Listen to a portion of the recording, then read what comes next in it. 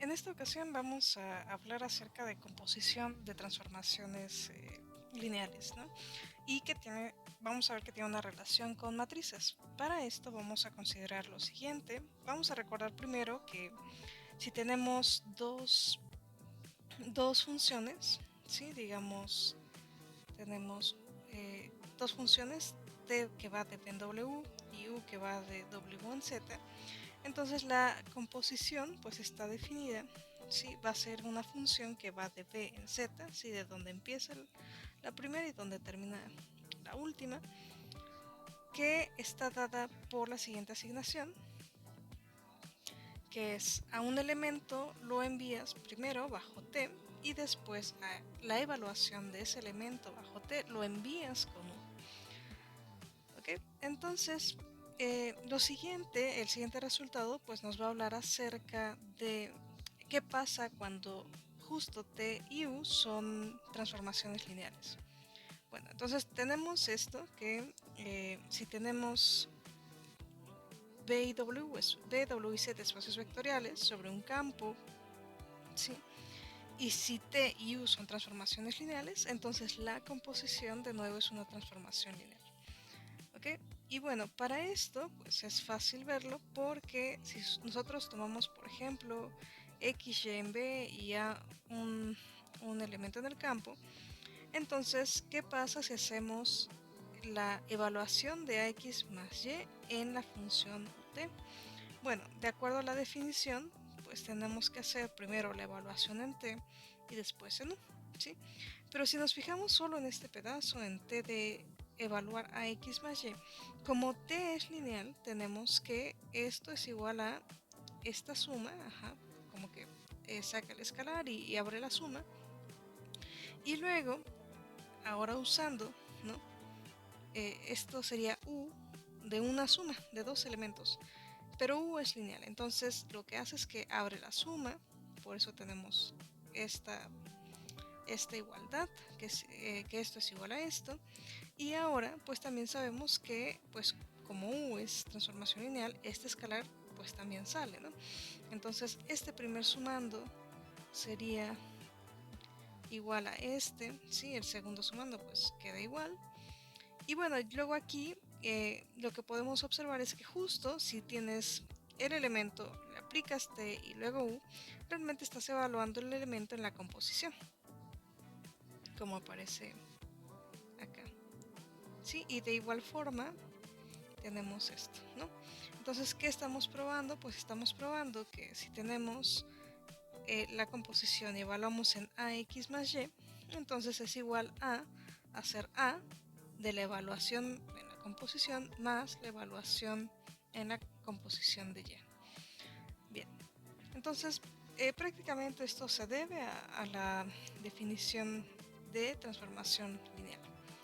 Bien, entonces podemos nosotros, por ejemplo, ahora hablar de espacios vectoriales y de transformaciones que justo estén en este espacio, en LDB. Sí, recordemos que LDB pues consiste de las transformaciones lineales que van de B en B, ¿no? Entonces tomemos T, U1, U2, transformaciones lineales de B en B. Lo siguiente es cierto, ¿sí? Que tenemos como una especie de distributividad. Aquí pues U1 y U2 se pueden sumar porque estamos trabajando con transformaciones que tienen el mismo dominio y el mismo codominio. Entonces a esa suma de transformaciones, cuando nosotros componemos con T, ¿sí?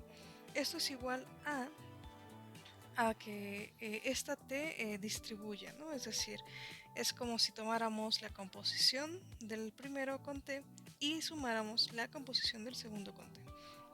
Y de igual forma tenemos una igualdad ahora cuando primero aplicamos t y después aplicamos la suma de dichas transformaciones lineales. ¿Sí? Entonces esta es una propiedad que prácticamente nos está diciendo que la composición distribuye la suma, no importando de qué lado, ¿no? Claro, aquí suponiendo que tanto t, u1 y u2 están en este espacio LDB. Bien, ¿qué otra cosa pasa? También pasa que, por ejemplo, pues nosotros podríamos componer las tres, ¿no? Las tres transformaciones que aparecen aquí, y el inciso 2 pues nos dice que esa composición es asociativa, ¿sí? Podríamos hacer primero U2, U1 y después con T. Ajá. O bien podemos hacer U2 y luego componer con la composición de T y U1. Sí, es decir, no importa dónde pongamos el paréntesis, esto como transformaciones lineales, como funciones son la misma. Bien, algo que también es un poco más claro es justo qué pasa con las identidades, ¿no? Por ejemplo, T pertenece a LDP, entonces es una transformación que va de B en B y podríamos componer justo con la identidad, ¿no? Lo que es de esperarse, por ejemplo, en funciones es que si tú tienes una función y la compones con la identidad respectiva del lado de donde sea el dominio o el codominio, pues esto te deja la función igual, ¿no? Entonces esto también pasa cuando tomamos transformaciones lineales. Y bueno, por último, también tenemos una especie de asociatividad o de un comportamiento de tipo asociatividad, pero con transformaciones lineales y con escalares. Ajá. Por ejemplo, podríamos hacer U2, U1 esta composición y sabemos que dado una transformación lineal, pues también podemos asociar o definir una transformación lineal que sea el escalar por esa transformación lineal. Lo que nos dice este inciso 4 es que no importa este escalar podría asociarse con cualquiera de las dos transformaciones lineales que aparecen en esta composición. Es decir, esto como transformación lineal es igual a hacer U2 compuesta con la transformación que es el producto de A con U1, ajá, y esto también es igual a hacer U2 producto con A, si esta transformación lineal que ya habíamos definido en clases anteriores, y después componer con U1. ¿Okay? Entonces, lo que vamos a ver justo ahorita es este inciso 4. Ajá.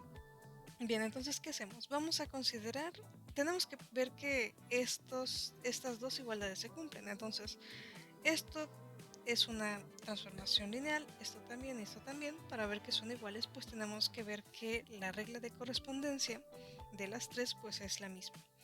Bien, entonces por ejemplo, si empezamos con esta transformación y evaluamos en un elemento en B, digamos aquí, pues ¿qué tenemos? Tenemos que, por definición, cuando tenemos A por una transformación, digamos la transformación que se llame R, ¿sí? Por definición, ¿qué hacía? Bueno, esto evaluado en un vector, digamos B,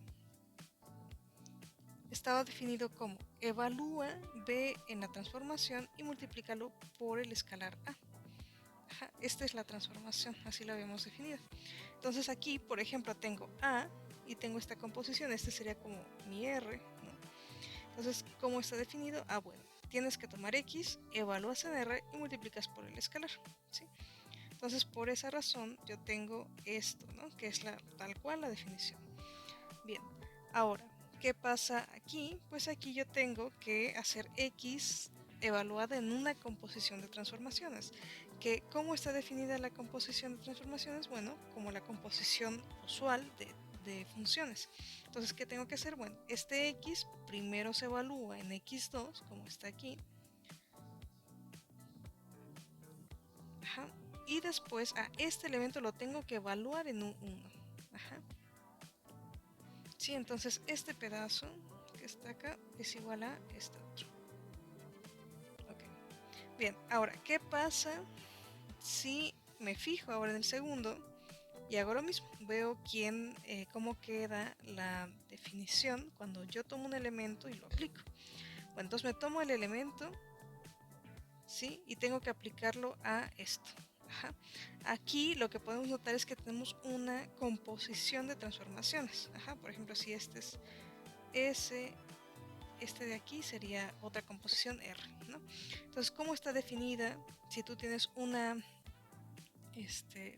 composición de transformaciones y la evalúas, pues ¿qué tienes que hacer? Tienes que evaluar en la primera y después evaluar en la segunda.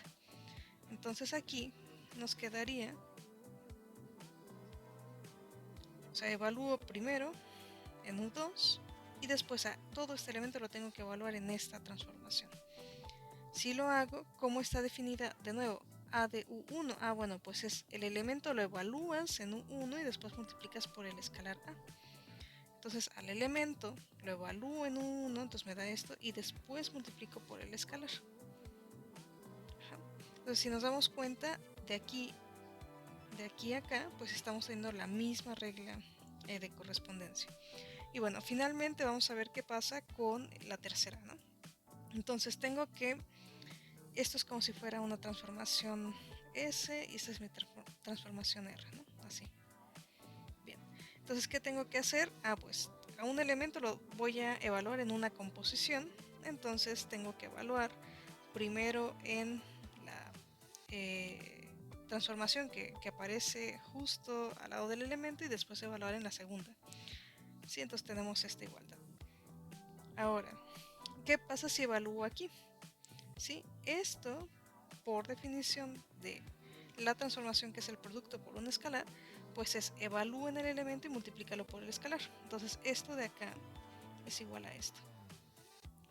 Y después tengo que fijarme aquí, ¿no? O sea, es U1 de un elemento multiplicado por un escalar. Pero U1 es lineal, es una transformación lineal, entonces este escalar sale, ¿no? Entonces este escalar sale y tengo que hacer U1 de lo que esté aquí, del vector que aparece acá. Entonces sería U1 de la evaluación de X en U2. ¿Sí? Entonces en los tres casos, en las tres asignaciones que estoy considerando, pues estoy obteniendo que tienen la misma regla de correspondencia. ¿Ok? Y bueno, ¿qué relación esto va a tener con matrices? Pues lo siguiente. Para esto necesitamos primero recordar que si tenemos matrices de cierto tamaño, se puede hablar del producto de ellas. Entonces, por ejemplo, imaginemos que tenemos una matriz, de tamaño m por n, y tenemos otra matriz de tamaño n por p. Aquí lo que tenemos que notar es que, por ejemplo, este n es el mismo n que aparece acá. Para que pueda definir el producto de A por B. ¿Okay? Ese producto lo voy a denotar como AB, así tal cual. Y ¿esto qué va a ser? Va a ser otra matriz sim. ¿De qué tamaño? De m por p. O sea, si las matrices originales tienen estos tamaños, ¿no? Sabemos que este de en medio pues tiene que coincidir. Entonces, ¿cómo me queda el producto? Pues va a ser de este tamaño, ¿sí? El que aparece aquí va a ser m y el que aparece acá va a ser p, ¿sí? Los extremos, por así decirlo. Bien, ¿y cómo está definido? Bueno, pues mira, la entrada IJ de tu matriz va a ser una suma. ¿Y cómo va a estar dada? Si tengo I y J fijo, entonces me voy a fijar en todos aquellos que sean el producto de AI, Ks, BKJ. O sea, este IJ ya está fijo y fijémonos que aparecen justo en los extremos, ¿no? Y este K es libre porque lo voy a tomar como dentro de un índice, de un rango, ¿no? Que va a ser K igual a 1 hasta N. El N que aparece aquí, que es el que coinciden las matrices, ¿no? Bien. Y esto pues lo tengo que hacer para cada uno de los I y J que aparezcan I entre 1 y M y J entre 1 y P. Entonces, para que esto quede un poco más claro, vamos a ver algunos ejemplos.